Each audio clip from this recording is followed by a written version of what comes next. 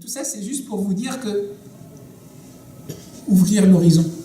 Oui, parce que comme il y a la caméra, je me suis dit, allez, je ne vais pas répéter 10 000 fois toutes les choses, donc c'est pour ça que je profite un peu, on a pratiqué un peu, mais juste de vous ouvrir certaines portes, et pour vous inciter, ne vous dites jamais, ah, telle pratique, c'est pour ça, et maintenant, voilà. Dès le moment que vous commencez à limiter la pratique, en disant, je fais ce mouvement-là, c'est pour donner un étirement, peut-être, mais si vous mettez trop votre attention là-dessus, vous n'allez plus goûter tout le reste qui peut se passer.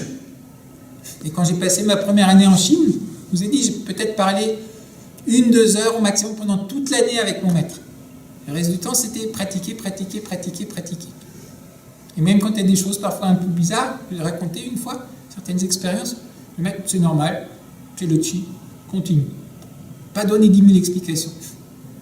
Et quand vous êtes dans ce genre de travail, vous ne savez même pas ce qui est important ou pas. Vous avez Tantienne, relâchez, attention, la langue en haut, ok, vous travaillez. Et après, des choses se passent. Vous sentez des choses. Puis vous ne savez pas, est-ce que c'est important, est-ce que c'est pas important, vous n'avez aucune idée. Mais vous constatez que pendant un mois, c'est là, puis il y a des choses qui disparaissent. On dit, bon, apparemment, c'était pas si important que ça, enfin, c'était juste une étape. Puis parfois, certaines choses, vous commencez à vous rendre compte uniquement 2-3 mois après. En fait, vous les sentiez déjà avant, mais comme c'était mêlé à plein d'autres choses, vous ne saviez pas que c'était important. Et puis tout d'un coup, vous commencez à vous rendre compte, ah ouais, mais en fait, ce truc-là, c'est... Et ça, c'est important. Et puis c'est ça qui va m'aider, en fait, à aller plus loin, à goûter plus loin. Donc là, en fait, quand je suis en train de faire ce que je suis en train de faire, c'est utile aussi, mais bon, ça démontre ma grande ignorance, puisqu'on a lu ensemble Tao Te Ching avec ceux qui sont venus. Celui qui parle ne sait pas. Celui qui sait ne parle pas.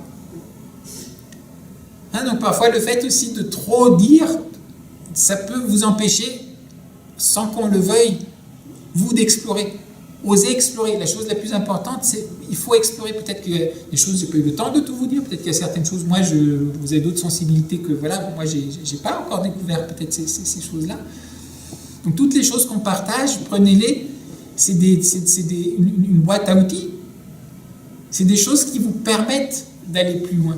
C'est comme le Bouddha disait, son enseignement, c'est comme un radeau pour traverser le fleuve. Une fois que vous avez traversé le fleuve, vous allez laisser le radeau. Puis après, vous allez continuer à monter sur la montagne, vous n'allez pas vous trimballer votre radeau avec vous. Vous avez besoin d'autre chose pour aller sur la montagne. Donc là, pareil, donc, il y a beaucoup de dimensions, en fait, dans beaucoup de choses qu'on est en train de faire. La respiration, c'est super simple, mais c'est super fondamental.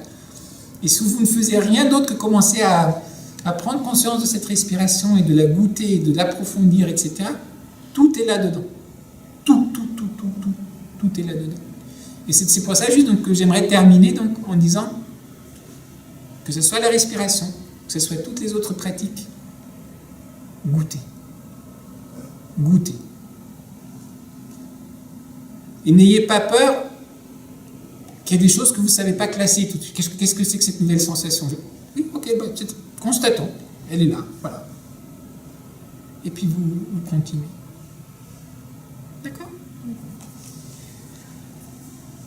Allez, donc juste, on va prendre 1 minute de juste un peu regarder sa respiration et après on va commencer le travail de notre chi.